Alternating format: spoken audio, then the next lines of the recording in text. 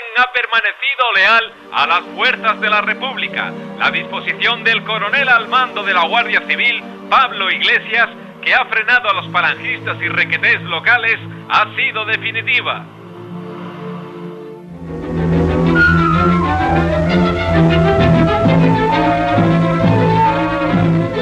El golpe de Estado del 18 de julio de 1936 fracasó en la provincia de Jaén por tres motivos fundamentales. En primer lugar, por una fuerte implantación obrera en la provincia. En segundo lugar, por una extraordinaria capacidad de reacción de las organizaciones políticas de izquierda. Y en tercer lugar, por los titubeos de la Guardia Civil, que no entregó las armas en el punto acordado en la noche del 18 de julio y tampoco las entregó ni a las autoridades republicanas ni a los miembros de la derecha que se las solicitaron. Una indecisión y una consigna que esperaban y que no llegó hizo que las fuerzas políticas y sindicales y las institucionales, el gobernador civil de Jaén y los diputados representantes de la provincia de Jaén en el Congreso de los Diputados, sobre todo Alejandro París Caruana, tomase la iniciativa y obligase prácticamente al gobernador civil a armar a las milicias populares en Jaén. Entonces, ante esa situación, el superior del cuartel de la Guardia Civil en Jaén, No Fuentes, paró un poco la situación de estos cuatro oficiales progolpistas que existían en ese cuartel y no se produjo toda la adhesión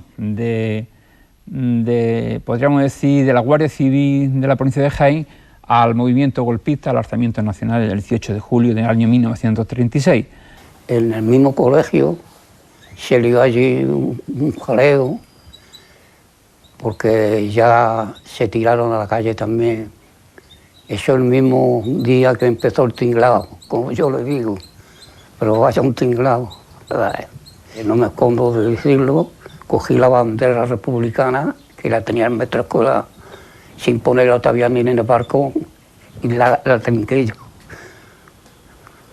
Y le puse la tis que tenía ahí todo en nuestra escuela, era fachilla, y a mí me conocía de dónde pertenecía y me tiraba a muerte.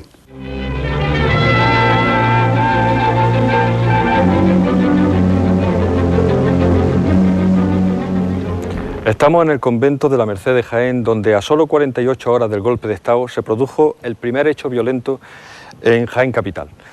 Se sospechaba que el día 18 de julio, el día del golpe de Estado, la Guardia Civil había hecho entrega a las escuadras falangistas de un determinado número de armas. Las autoridades del Frente Populista se pusieron a buscar las armas por toda la ciudad y uno de los puntos donde buscaron fue en el huerto de este edificio, donde tras una infructuosa búsqueda murieron de forma violenta un vecino y 5 frailes.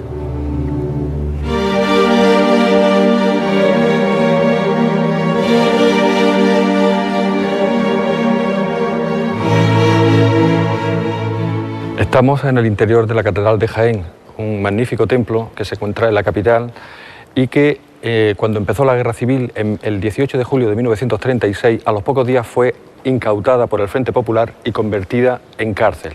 Aquí, en esta planta que estamos viendo, se alojaron alrededor de 2.000 personas, aunque esta es una cifra exagerada que he podido documentar con los partes de recuento de los funcionarios de prisiones que trabajaron en esta prisión y que demuestran que la población reclusa que hubo de derecha en esta prisión habilitada ronda los 800 presos máximos. Estas son las habitaciones del coro donde se alojaban las comunas de presos de derecha de distintos pueblos para protegerse del frío. Vamos a entrar en una de estas habitaciones donde podremos comprobar que todavía existen grafitis y dibujos hechos por prisioneros de derecha.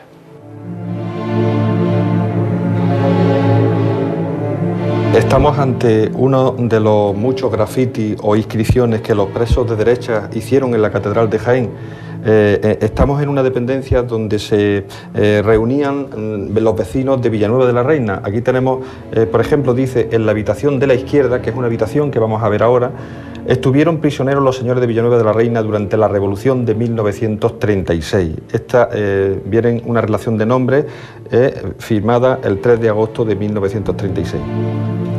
Y esta es una de las habitaciones donde se dormían y que ahora mismo pues se utiliza como almacén, ¿no? Podemos ver en las paredes marcas de candiles. Aquí ponían pues sus jergones y sus utensilios, ¿no?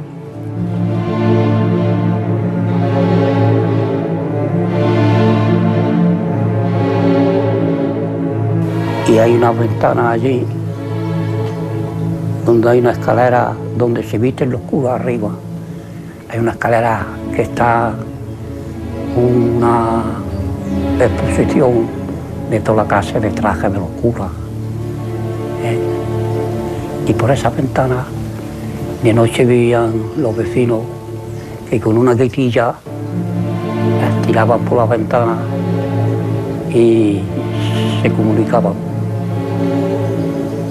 Y claro, y los pioneros más mayores nos pusieron allí en ese callejón de vigilantes.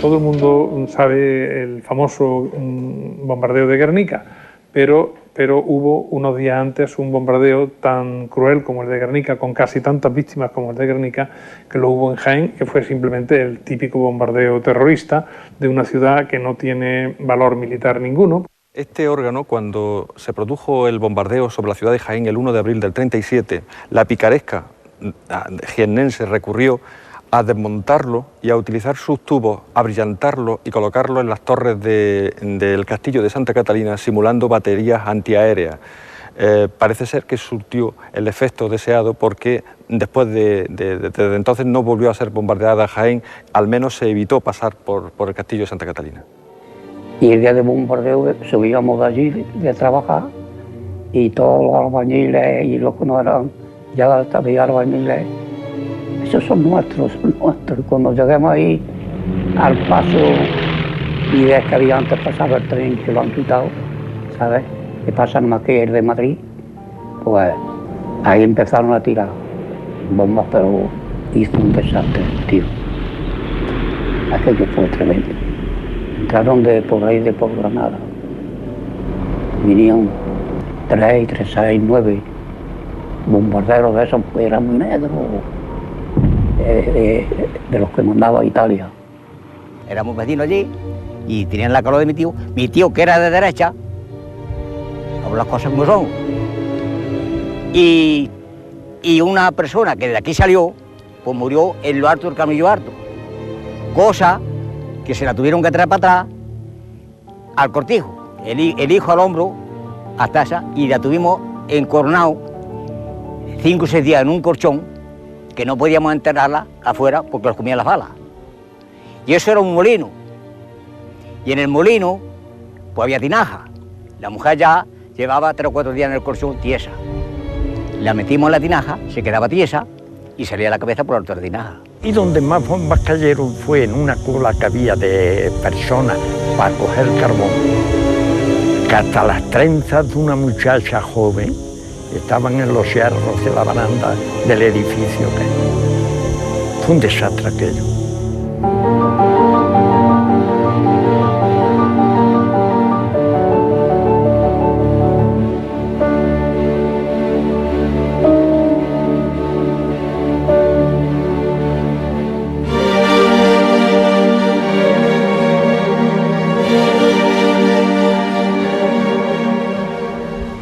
Estamos situados frente a la iglesia del barrio castizo de San Ildefonso, donde posiblemente sea uno de los pocos edificios que hay en Jaén todavía que albergue o que se puedan ver los efectos demoledores de aquel brutal bombardeo que sufrió Jaén el 1 de abril de 1937.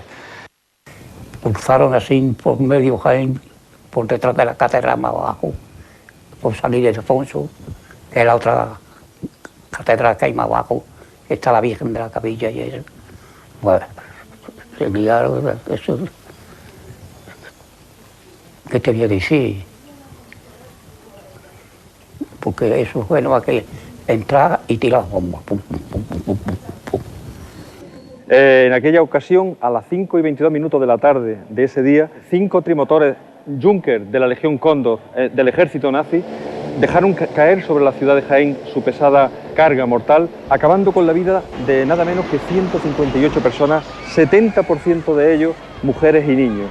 Esto produjo la indignación del Frente Popular, que ordenó el asesinato y el fusilamiento de 130 derechistas que fueron sacados en sucesivos días, el día 2, 3, 4, 5 y 7 de abril, de las cárceles, de la cárcel catedral y de la prisión provincial.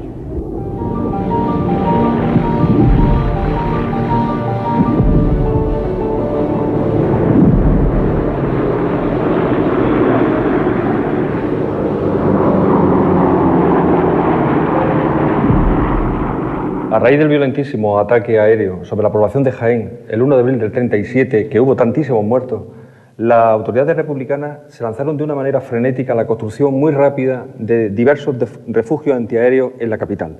Uno de ellos es este en el que nos encontramos ahora, que está situado a 10 metros debajo justamente del Hospital de San Juan de Dios, el Hospital Provincial de San Juan de Dios. Este refugio, que se encuentra en perfecto estado, tiene una singularidad, que es la sala que estamos viendo ahora, que no es ni más ni menos que un quirófano donde los médicos del Hospital de San Juan de Dios bajaban a ejercer y a continuar su labor sanitaria mientras Jaén iba a ser bombardeado. Por dentro, eso era todo de hormigón, muro, y de un muro a otro, bóveda.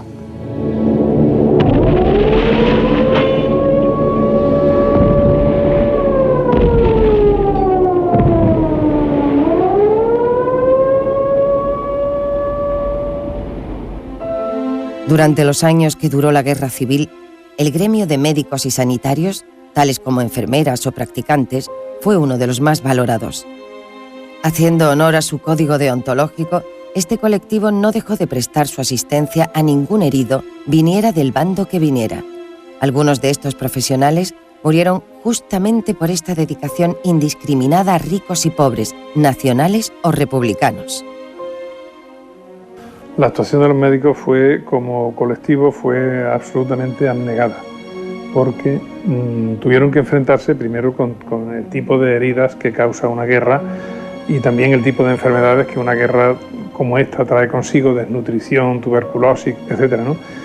Y normalmente se enfrentaron, especialmente en la parte de la República, se enfrentaron con una gran precariedad de medios, a veces actuando prácticamente con...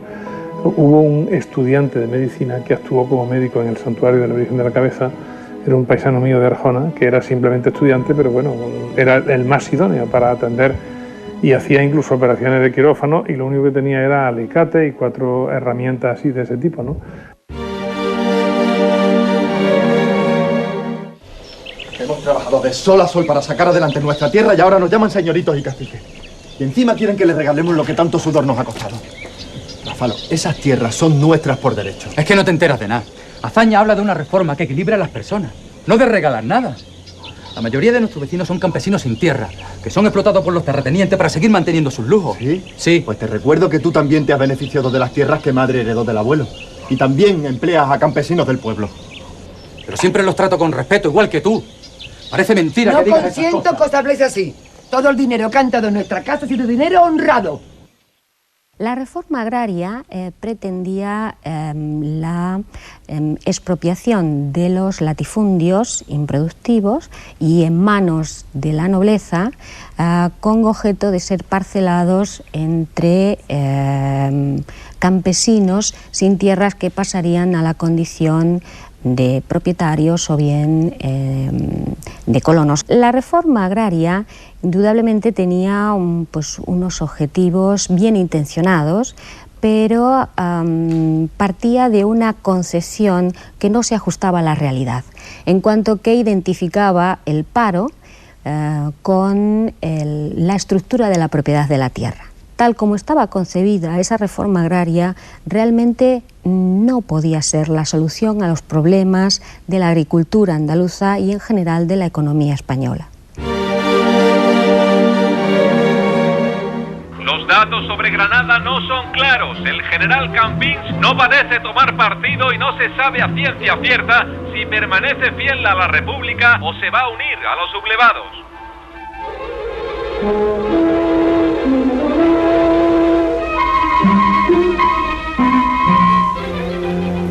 Estamos en la sede de lo que fue la Capitanía Militar de Granada hace 70 años. Es la sede donde va a sufrir durante 48 horas el general Campins las presiones de los oficiales que conocían las intenciones del ejército sublevado en África. Campins, que llevaba poco tiempo en la guarnición de Granada, tiene la oportunidad de conocer cuáles son las intenciones de sus oficiales y considera que no hay razones para la sublevación que le piden de Sevilla cuando conocen la noche del 18 que la guarnición de Sevilla se había sublevado. Él, el general Campins, es un militar profesional que va a mantener siempre la legalidad del gobierno constituido y consideraba que no había suficientes razones para sublevarse. Esa ambigüedad, esa presión que sufre de sus oficiales es la que le va a llevar a las 24 horas, a las 48 horas de indefinición y que le va a costar al final el ser procesado y ser ejecutado por los sublevados. El día 18 de julio, por la mañana, recibe llamadas incluso de Villabril, de su jefe en Sevilla, también del ministro, del gobernador civil de Granada, que le preguntan qué sabe y qué pasa sobre los sucesos que han empezado a producirse en Melilla el día 17. Él, aparte de decir que no sabe absolutamente nada y que su guarnición, por lo que él respecta, está completamente tranquila, él deduce que más que enterarse sobre qué es lo que pasa, lo que le están realmente preguntando es cuál es su actitud, es decir, saber de qué lado, de qué bando está. En la tarde-noche del 18 al 19 de julio de 1936, Campins va a recibir en reiteradas ocasiones la llamada insistente de la guarnición de Sevilla, donde había triunfado la sublevación por el general Queipo de Llano. Más de una ocasión tiene de explicarle al general que no se dan las condiciones en Granada para sacar las fuerzas a la calle. Por lo tanto, Campins no va a autorizar que las fuerzas del ejército que dependen de Granada salgan en Almería, salgan en Jaén, salgan para Málaga y en el mismo Granada. Por lo tanto, esa insistencia, que fue muy cruel y violenta en algunas ocasiones, en la cual llegó a espetarle el general Campins a Queipo de Llano, es usted un general faccioso. Él no va a declarar ningún estado de guerra sin que sepa antes exactamente qué es lo que pasa y sobre todo una cosa que no se lo dice por teléfono, pero lo deja escrito mi abuelo en su diario, que tiene un diario de todos los sucesos que pasó y que luego viene registrado en algunas obras que se han hecho sobre él, que hay algo que le sirve a él de norte en esas primeras 48 horas para saber exactamente lo que tiene que hacer. Y ese norte, ese criterio, a la vista de lo que ocurre, es que no haya derramamientos de sangre en su guarnición, en la provincia de Granada. En esas primeras 48 horas, 3 ministros de defensa se suceden en 48 horas. Le dicen, además, a su juicio, cosas incoherentes y con algunas barbaridades, como por ejemplo el que vaya a formar una columna para sofocar un foco de rebelión que se había detectado en Córdoba, a lo cual él se niega. También del gobernador civil, que aparte de unas situaciones raras, le dice también que quiere que le dé armas a las milicias. El comandante militar Miguel Campins Aura solo lleva 6 días en Granada, solo lleva 6 días, no conoce a nadie y se fía de sus oficiales que están conspirando a sus espaldas. Campins llevaba muy pocos días en Granada y seguramente si Campins hubiera estado presente cuando se celebran las elecciones, es probable que lo que es la ciudad de Granada desde su estructura militar no se hubiera sublevado. Yo entiendo que Campins era un hombre muy fiel a la República y sobre todo muy fiel al estamento militar.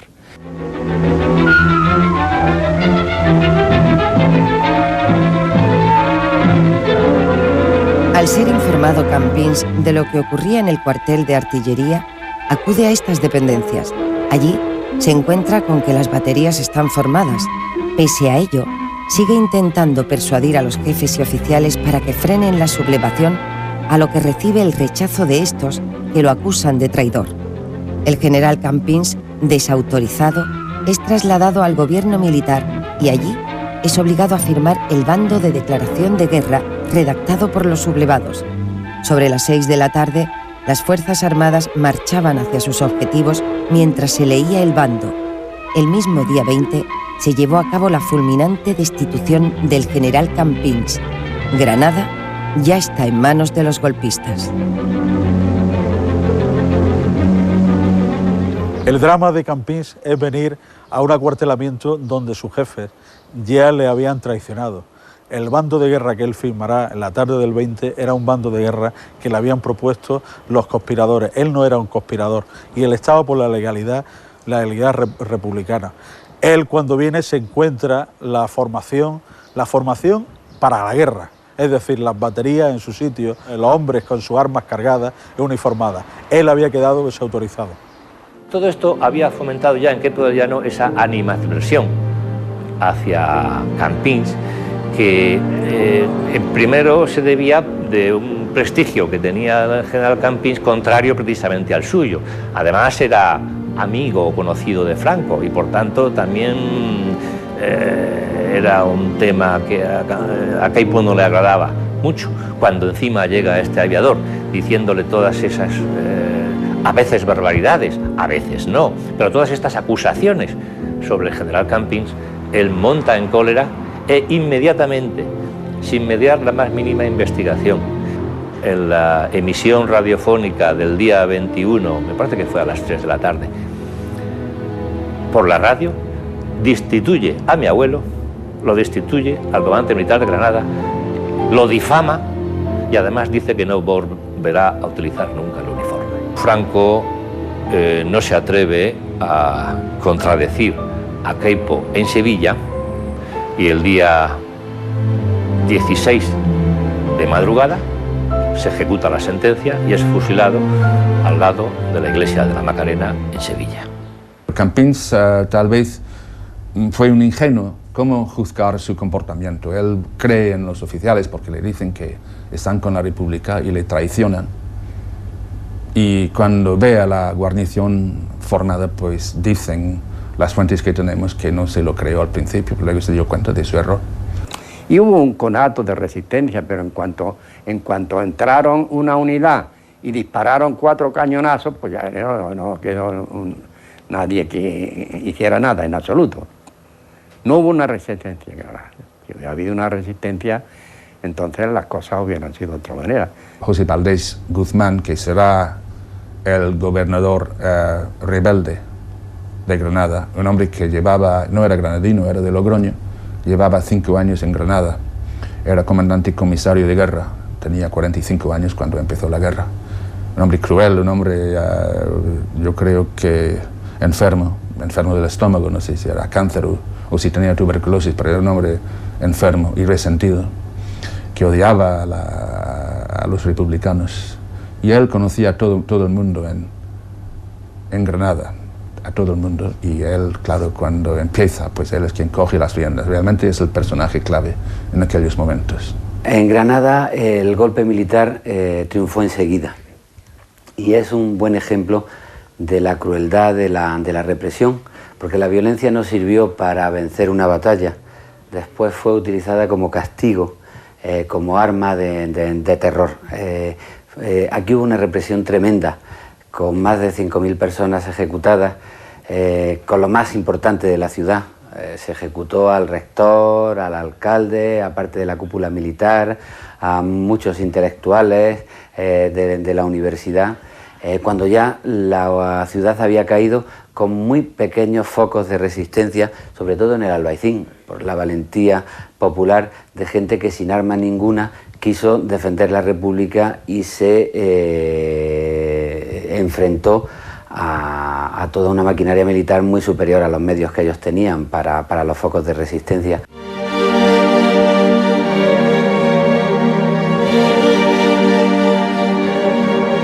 Estamos en el barrio de Albaicín, en la Cuesta del Chapía, el inicio de la cuesta, donde se enclavó una de las barricadas más importantes de la guerra, los primeros días de guerra en la capital de Granada.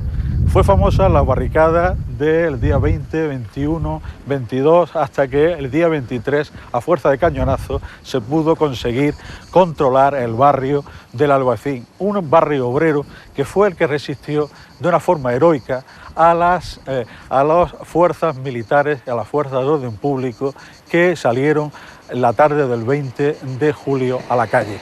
En el honor de los vecinos cabe destacar esos momentos de lucha heroica popular por defender la legalidad de la República.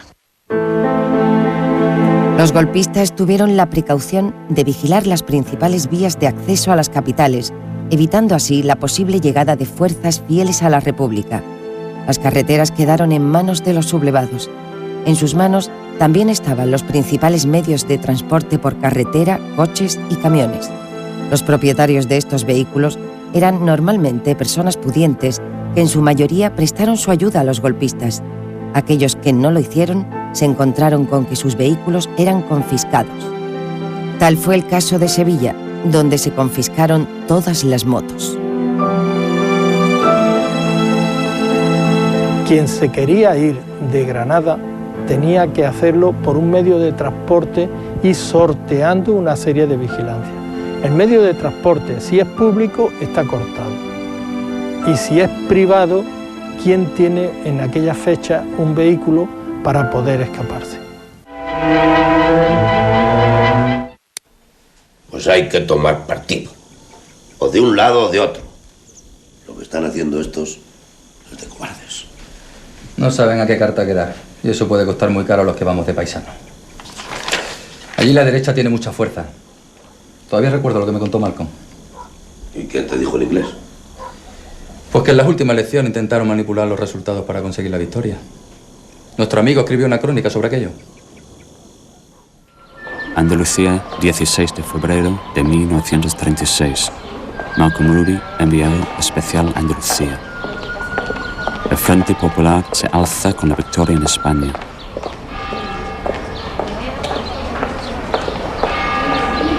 La agrupación de izquierdas ha conseguido una ajustada victoria en las elecciones. Con solo un escaño de diferencia, el Frente Popular se ha impuesto al Frente Nacional, agrupación de derechas. España ha vivido hoy un día importante para su historia. Con un alto índice de participación y sin incidentes dignos de mención, los votantes llamados a las urnas han señalado como ganador al Frente Popular. La ajustada diferencia y el radicalismo de las partes enfrentadas hacen pensar que esto no ha hecho más que empezar. El ambiente en las calles, pueblos y ciudades es de inquietud. Todos parecen saber, pero nadie quiere pronunciarse. La línea divisoria de este país se dibuja cada vez con mayor claridad. Al sur, en Andalucía, tierra eminentemente agrícola, donde los trabajadores del campo vienen reivindicando una reforma agraria que parece no llegar nunca. El Frente Popular también ha cosechado buenos resultados. Una sola provincia no le ha dado su respaldo. Se trata de Granada, donde todo indica que las actas han sido manipuladas. En Granada, las derechas, las coaliciones de derechas trabajaron tan intensamente el miedo, el terror, la amenaza, que se consiguieron falsear esas elecciones. nada más producirse la anulación de las elecciones, ellos ya coordinan en reuniones y establecen criterios y establecen directrices de forma que en el mes de mayo ya están en condiciones como para que el pronunciamiento militar se produzca. Al margen de posibles pucharazos, los datos electorales de hoy son el resultado de una campaña muy agresiva por parte de las dos principales agrupaciones de partidos. Pero sobre todo, lo que ha ocurrido hoy en España responde a unos antecedentes cargados de tintes dramáticos, donde no han faltado acontecimientos sangrientos y desesperados como fue la masacre de Casas Viejas, un hecho que nadie parece poder olvidar. Una masacre que le costó el cargo al propio presidente del gobierno, Manuel Azaña. Este suceso marca un antes y un después en el sentir colectivo de este pueblo de obreros y campesinos. Encierra claves que nos ayudarán a comprender mejor a estas personas y a los acontecimientos que a buen seguro queden por venir en esta España, que claramente no es una. Que en 1936, cuando se producen las elecciones que llaman del Frente Popular en febrero, ganan las izquierdas, unas elecciones anómalas, ¿no? Muy anómalas porque, para empezar, ni siquiera se publicaron los datos precisos de las elecciones. O sea, unas elecciones en las que no hay datos precisos no son elecciones democráticas, ¿no? Y hubo una gran cantidad de anomalías. Pero, en fin, la derecha las aceptó, más por pánico que por otra cosa. Sevilla estaba en aquella época llena de refugiados. Nosotros concretamente habíamos vivido en el campo, en una finca que hay en el límite de la provincia de Sevilla con Huelva, que se ve desde la carretera cuando se pasa, se llama La Rotura, y mi padre estaba perseguido y huido, porque mi padre había sido alcalde de La Ceda en su pueblo y además era un propietario de la zona, y en fin, y había un clima revolucionario en el cual se iba por las personas. En Barcelona el golpe estaba previsto por las fuerzas de la Generalitat y que incluso preparó un dispositivo para oponerse a él. Ahí estaban los Mossos de Escuadra, pero además también había fuerzas de asalto republicanas esperando para oponerse a la salida de los regimientos que estaban instalados en la ciudad. En un primer momento es la oposición a esa acción armada que tenía que encabezar el general Godet, que estaba fuera de Barcelona, se produce por estas fuerzas, pero la acción decisiva la provoca la Guardia Civil. La Guardia Civil, al mando del coronel Escobar, sofoca, realmente es la fuerza decisiva que sofoca la rebelión. Inmediatamente se unen, o durante la lucha ya se están uniendo a la defensa de la República las milicias, todavía muy desorganizadas, de anarquistas, y los comunistas y socialistas que estaban en el Partido Socialista Unificado de Cataluña. Tu gente quiere la victoria a cualquier precio, con coacciones y abuso. La voluntad del pueblo no les importa en absoluto. Claro, es mucho mejor la violencia generalizada, la quema de industrias, los insultos. Si viven sumidos en la miseria, ¿es que no lo ves? Ya está bien, hijo, por los clavos de Cristo. No está bien, madre. Yo no voy a consentir que nos roben, que se imponga la ley de los maleantes, los que no respetan ni lo más sagrado. Me voy al frente a defender a España de los ladrones de bienes y almas. Los auténticos ladrones, los saqueadores, son aquellos que se han opuesto al régimen democrático irrumpiendo con sus armas. ¿Pero qué está pasando? Lo siento, hermano. Si me buscas me verás en el otro lado, con el fusil en la mano. ¡Sois hermanos! ¡No puede haber lados! ¡Sois hermanos! Ahí lo tienes, mujer. Ya tienes la guerra en casa. Malcolm Ruby, corresponsal, Sevilla, julio de 1936. Los mineros de Huelva han intentado tomar Sevilla y devolver la ciudad al gobierno de la República. Pero el cambio del bando de la Guardia Civil de esta provincia y la poca experiencia militar han hecho fracasar esta intentona. La provincia de Huelva se mantuvo en manos del Frente Popular a pesar de que tanto Cádiz como Sevilla cayeron en manos del bando nacional. La visita de Queipo en las vísperas del golpe no surtieron efecto.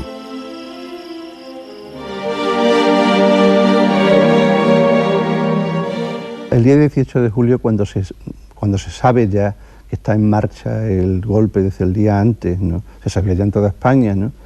Pero en el momento en que se conoce que la sublevación se ha producido en Sevilla y que hay un golpe militar, se reúnen inmediatamente en el gobierno civil pues los cargos políticos principales, los líderes sindicales, los principales de Huelva, los representantes de los partidos políticos, etcétera.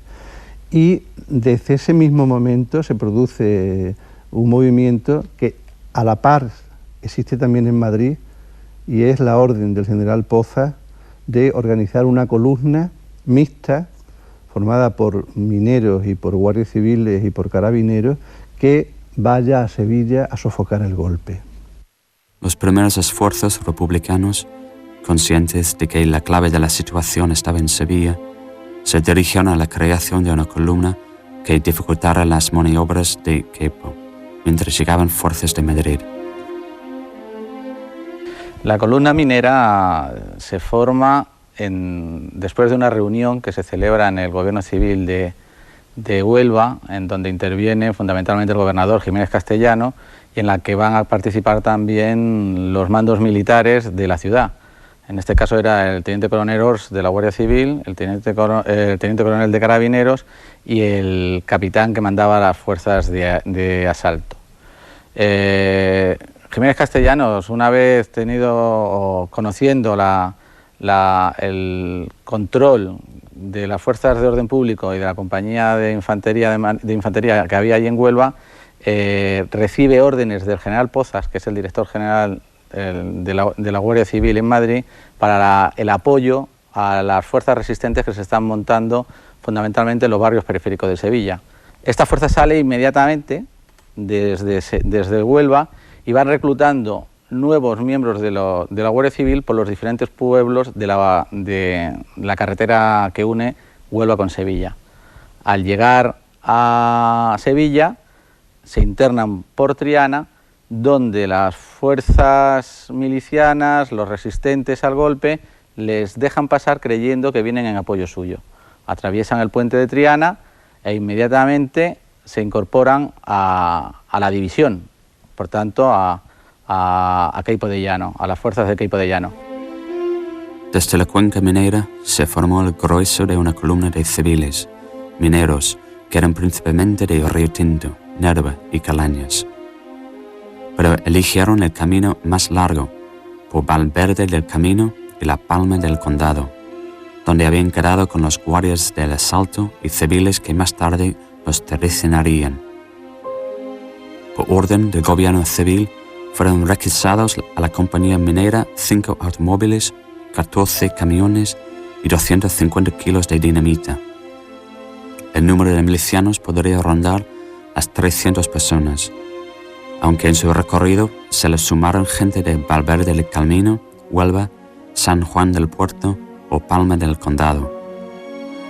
Eso lo habían hecho en los talleres de Río Tinto, de la compañía Río Tinto. Unos camiones que pusieron unas chapas y demás, y esos eran los blindados que llevaban. El camión venía lleno, pero siempre se hacía hueco para uno o dos más. Hombre, es que yo quiero, bueno, pues móntate. Y ya veníamos apretujados, como suele decirse, no apretados, apretujados ahí, como si fuéramos sacos, igual. Y claro, llegamos a Valverde, y en Valverde ya se montó otro personal, pero con otro coche ya distinto, porque ya no se cabía, y entonces se montó otro camión y se montaron los valverdeños y gente de los Pinos de Valverde y de allí de alrededor, vamos, todas las personas ya se vinieron con nosotros todos. Y cuando llegamos a la Pañoleta nos pescaron a todos fritos. Si entran los camiones de Sevilla hubiera sido muy doloroso aquello, porque empiezan a tirar bombas y demás, y no sé si hubiese triunfado Queipo de Llano o no, eso es una incógnita.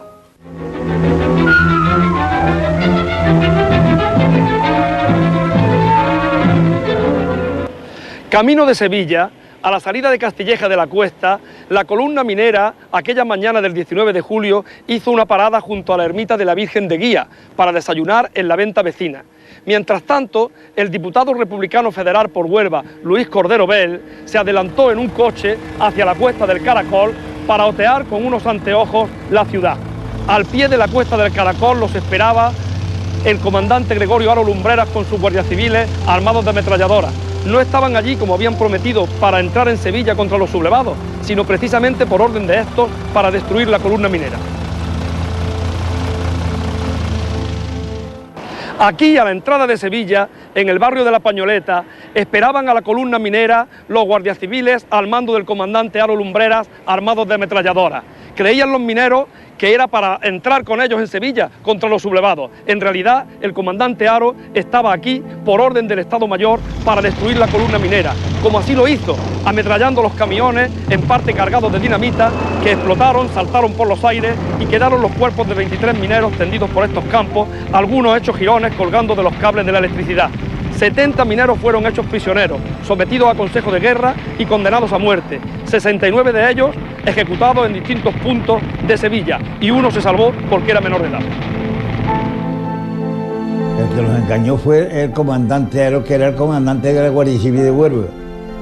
El que me engañó a mí, que me dijo que nos esperaban en La Pañoleta para entrar ellos por debajo y nosotros por arriba, para entrar en Sevilla directamente. Y como nos engañó, pues entonces la fuerza estaba de parte de él. Cuando entró allí, la fuerza se montó encima de nosotros y mataron a todos mis compañeros. No quedan más que yo y Nicolás Garzón.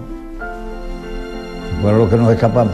Algunos llevarían escopetas o llevarían algo, o algunas pistolas, algunas escopetas, algunos fusiles de la Guardia Civil, porque en Río Tinto desarmaron la Guardia Civil, en Campillo, en Nerva, en Zalamea. Desarmaron a la Guardia Civil y se entregaron. El 7 de agosto se le toma declaración, o comienzan las declaraciones de los 71 detenidos. Posteriormente, la sentencia se va a dictar el 28 de agosto, siendo la sentencia de muerte para 68, simplemente salvándose de la pena capital un muchacho que no alcanzaba la mayoría de edad. Los otros dos detenidos serían los que habían sido puestos en libertad en la venta de La Pañoleta. El procedimiento está lleno de vicios. El fundamental de ellos es que solamente se le toma declaración a los propios procesados. No hay una declaración de ningún testigo, no se le toma declaración a los guardias civiles que formaron la emboscada, ni siquiera a cualquier otra persona que pudiera encontrarse alrededor de la venta de La Pañoleta. Luego ahí en Sevilla fusilaron en la Macarena a muchos de los que cogieron prisioneros, que iban varios camiones. Estimados padres, espero que a la llegada de esta estén ustedes bien. Finalmente llegué a Huelva a tiempo de sumarme a la tropa que venía de Sevilla para tomar la capital. A pesar de que en los pueblos no hay mandos militares en contra ni tienen armamento, hay que ir tomándolos uno a uno. Los que más se han resistido son Rociana, Bollullos, al que hubo que bombardear con un avión que vino de Tablada, Almonte y Palma del Condado.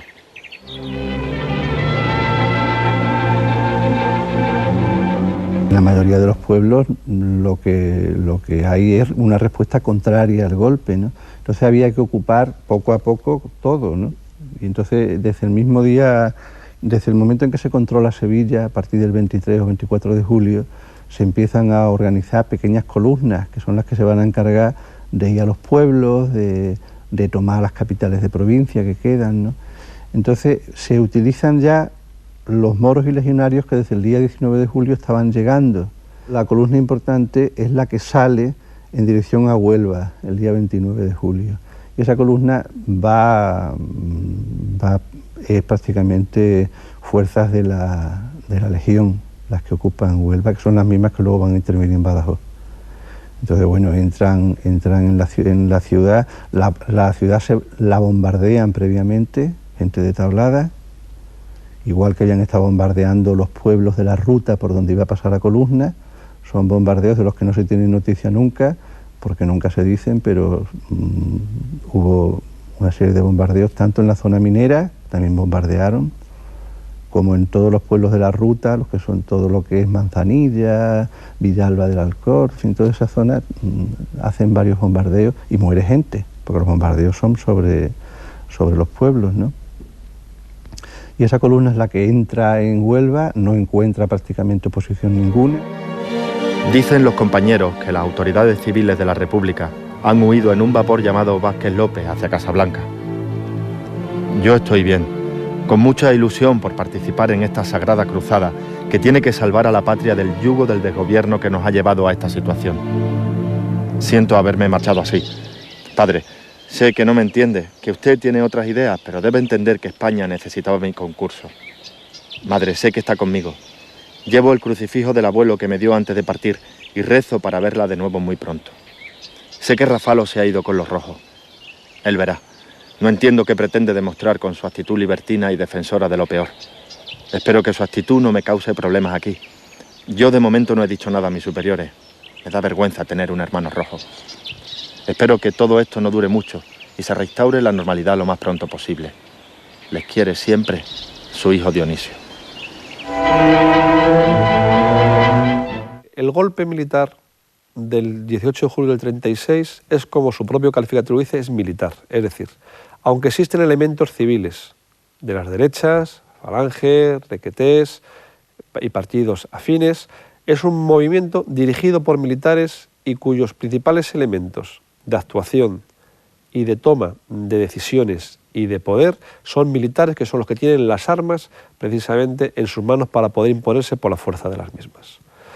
¿Por qué participan militares en el golpe militar? Evidentemente porque existe un descontento importante en un sector de las Fuerzas Armadas, del Ejército principalmente.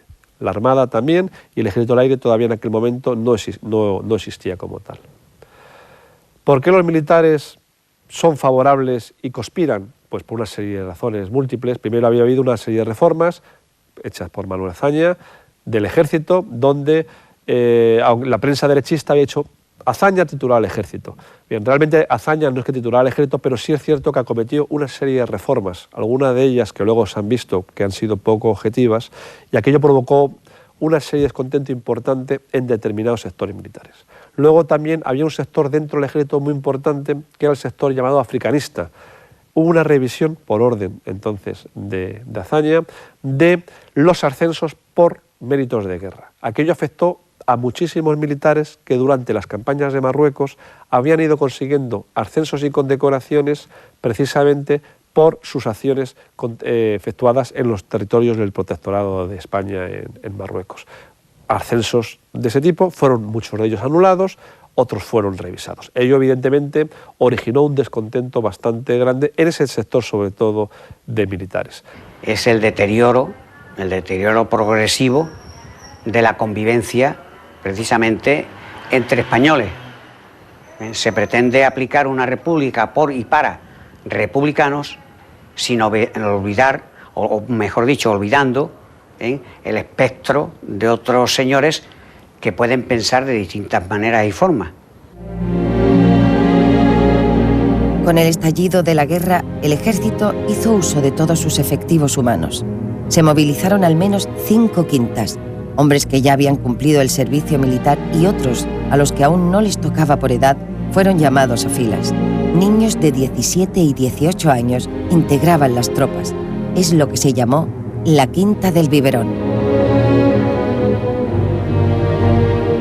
El servicio militar de algunas quintas se prolongó hasta después de la guerra en muchísimos casos, y hubo la particularidad de que la llamada Quinta del Biberón, que eran los más jóvenes incorporados al ejército, fueron inicialmente desmovilizados y después fueron reclamados para cumplir el servicio militar con el nuevo ejército de Franco. De manera que hubo personas que hicieron la mili durante 6 años. En España había una cierta tradición, por decirlo de alguna manera, de golpes militares, ¿no? Hay una diferencia muy clara entre los golpes militares del siglo XIX y los del siglo XX. Los del siglo XIX generalmente fueron golpes, levantamientos liberales, sobre todo en determinadas épocas, pero al final los militares funcionaban como correa de transmisión de los grupos políticos. Al final el poder volvía siempre a los grupos políticos. Con el golpe de Primo de Rivera, con el intento de Sanjurjo y con luego el golpe de Franco, es decir, los golpes militares del siglo XX, se inaugura, por así decirlo, una nueva versión de los golpes militares. Sanjurjo era verdaderamente el héroe era un general laureado, un general que se había labrado su reputación en la guerra de África, de un valor temerario, muy popular, muy campechano, amigo de Primo de Rivera.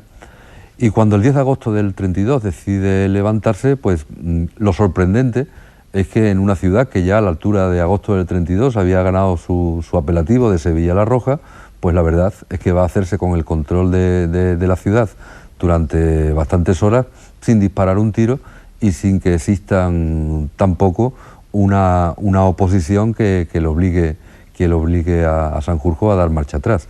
De hecho, es el fracaso del golpe en Madrid y la noticia de que desde Madrid se están enviando ya tropas para Sevilla y el movimiento que surge en los barrios, ¿no? Manifestaciones que van dirigiéndose hacia el centro mostrando su repulsa, la actitud del ayuntamiento, que no acepta el ser depuesto, la constitución de un comité de salud pública, pero bueno, todo aquello eran gestos bastante testimoniales si el golpe hubiera triunfado también en Madrid. Lo cierto es que durante casi 24 horas Sanjurjo se hizo con el control de Sevilla la Roja sin disparar un solo tiro, hasta que, conocedor de que el golpe había fracasado, pues emprendió la huida hacia Portugal, donde fue detenido antes de cruzar la frontera. De todas maneras, la República siempre fue muy débil con sus enemigos. Sanjurjo fue juzgado, fue condenado a muerte, creo, esa pena le fue conmutada, y en 1934 Sanjurjo sale en libertad y se convierte de nuevo en la figura que va a encabezar el 18 de julio. El golpe de Sanjurjo no fue un golpe de la derecha, sino de un sector mínimo de la derecha. Y respondía a aquellas conspiraciones derechistas que carecían de verdadero fuste. La mayor parte de los militares no quisieron saber nada de ellas, empezando por Franco.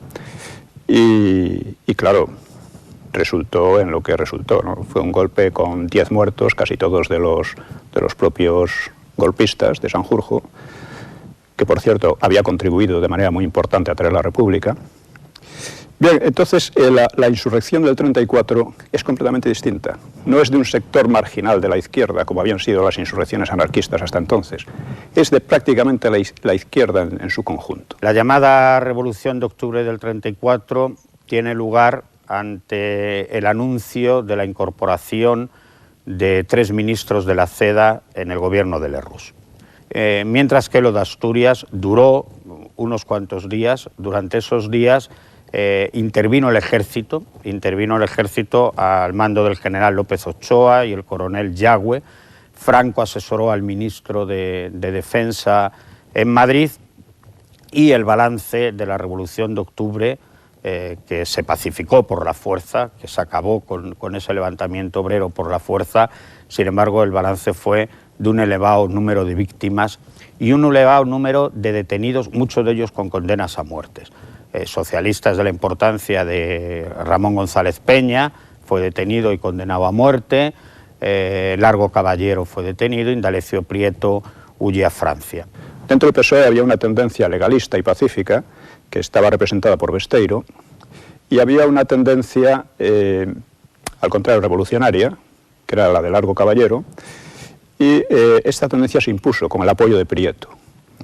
Entonces esta tendencia se impuso y dio lugar a que en octubre de 1934 se produjese la revolución. Es decir, el Partido Socialista planteaba la revolución, la insurrección armada, como una guerra civil, textualmente. Ellos consideraban que la guerra civil era el modo de conseguir, pues, lo que llamaban la emancipación de los trabajadores, la dictadura del proletariado, etc.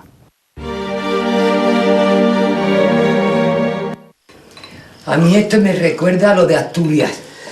Que no, mujer, lo del 34 fue otra cosa. No sé, desesperación, fanatismo, si tú quieres, pero no una guerra. Aquello fue una revolución. Lo de Sanjurjo, pues no pretendía que fuera un baño de sangre, digo yo. Es más, si Sanjurjo no hubiera muerto en aquel accidente de aviación y ahora dirigiese a los sublevados, yo me quedaría más tranquilo. Pues yo no.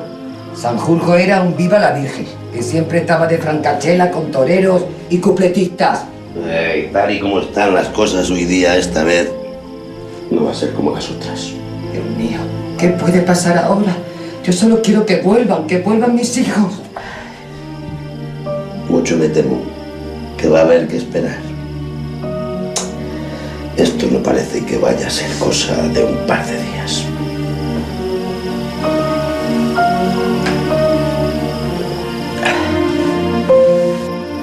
Almería, 26 de julio de 1936. Queridos padres, espero y deseo que la llegada de esta carta estén todos bien, incluido el insensato de mi hermano, al que ya me veo teniendo que sacar de la cárcel por golpista.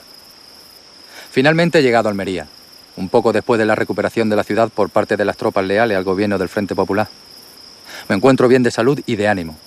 Las cosas van saliendo tan bien como esperaba, y solo es cuestión de tiempo que se restablezca la normalidad constitucional en todo el país, y que los sublevados depongan su actitud contraria a la democracia. Cuando llegué a Almería, la ciudad ya estaba otra vez en manos de la República, pero como en otro sitio, aquí también se sublevaron algunos, y desde el día 17 ya había movimientos.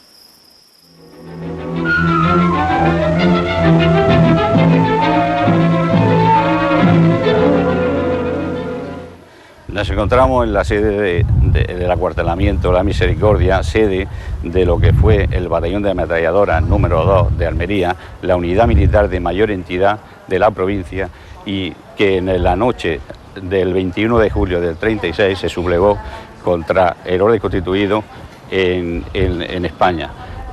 Aquí se formó una unidad tipo batallón que se dividió en otras dos unidades de tipo compañía, la primera que se marchó por la calle Almedina en dirección a la Puerta Purchena, y la segunda que se marchó por la calle Chafarina a tomar el puerto y Radio Almería para confluir en el centro de la ciudad para la toma del gobierno civil.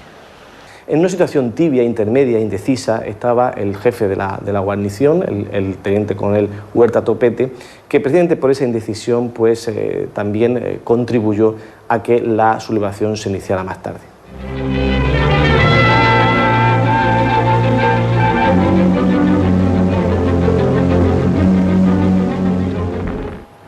Esta es la sede del cuartel de la Guardia de Asalto, que fue tomado por el sublevado capitán Fuster Ruiseñor de una forma sencilla y fácil, debido a que las fuerzas se encontraban concentradas protegiendo el gobierno civil de Almería, y aquí solo había un retén de 4 hombres.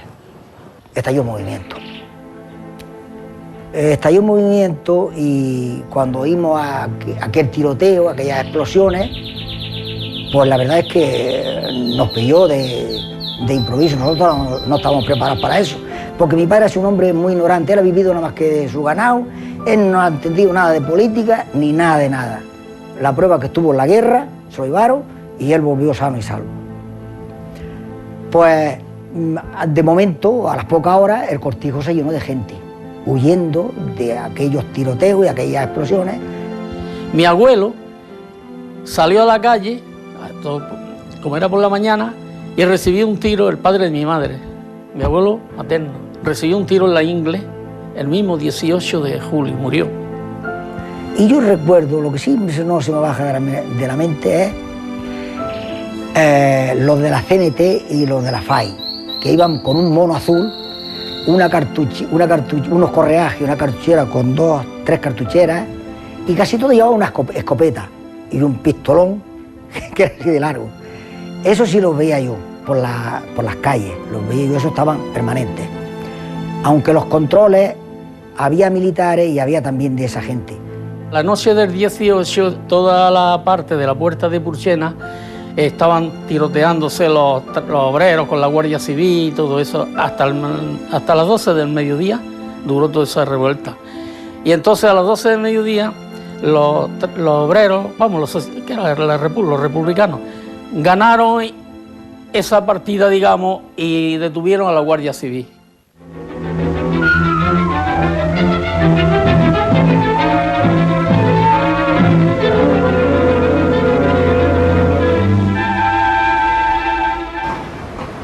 La Puerta de Purchena significa el principio del fracaso de la sublevación militar de Almería. Hasta este lugar, el capitán Fuster Ruiseñor accedió con su compañía de fusiles, carabineros y ametralladoras en dirección a la toma del gobierno civil de Almería, cosa que no pudo hacer de inmediato por encontrarse las barricadas de las milicias populares de Almería que le retardaron y le hicieron perder el tiempo valioso hasta que llegara el buque Lepanto en socorro de la República. Para explicar el fracaso de la sublevación militar en Almería el 21 de julio de 1936 tenemos que acudir a varios factores. El primero es la propia división de los militares destinados en Almería, unos partidarios claramente de la sublevación, otros en contra y algunos indecisos, situación que motivó el retraso en la sublevación. Precisamente ese retraso va también a ayudar a comprender uno de los segundos factores que explican el fracaso de la sublevación. Me estoy refiriendo a la participación de las fuerzas obreras que resisten en las calles de Almería y que se oponen a la sublevación militar. En esos días, entre el 17 y el 21, van a venir obreros armados de toda la zona del Bajo Andará, incluso del norte de la provincia, que con su actuación dificultarán la actuación de las tropas. Finalmente, el factor definitivo va a estar relacionado con la ayuda exterior. Por un lado, los soldados que vinieron de aviación, procedentes de Armilla, van a reforzar la resistencia del gobierno civil y, por último, el papel del Lepanto, el barco de guerra, que se mantuvo fiel a la República. Todos los militares detenidos fueron conducidos a Cartagena. Aquí se da una circunstancia trágica, porque en torno al 15 de agosto de 1936, como represalia a un bombardeo que había realizado la aviación franquista sobre Cartagena, en esta ciudad se trasladan milicianos a los barcos donde están detenidos los militares y los asesinan. Así que la ciudad y la provincia está recuperada. Confío en que el resto de Andalucía corra la misma suerte. Esperamos que nos lleguen refuerzos del norte lo antes posible. No sé cuál es mi siguiente destino, pero prometo ir escribiendo para que se queden tranquilos. Un hijo que les quiere, Ráfalo. ¡Viva la República! ¿Qué hemos hecho para merecer esto? No tienes culpa, mujer. No tienes culpa. Pero tenemos a los hijos uno en cada lado. El país entero está así. Pues algo tendremos que haber hecho más para haber llegado a esta situación. Dios mío, qué dolor. Pero me van a matar. Ten paciencia, mujer. Nuestros hijos volverán vivos. Aunque unos y otros terminen matando nuestros sueños.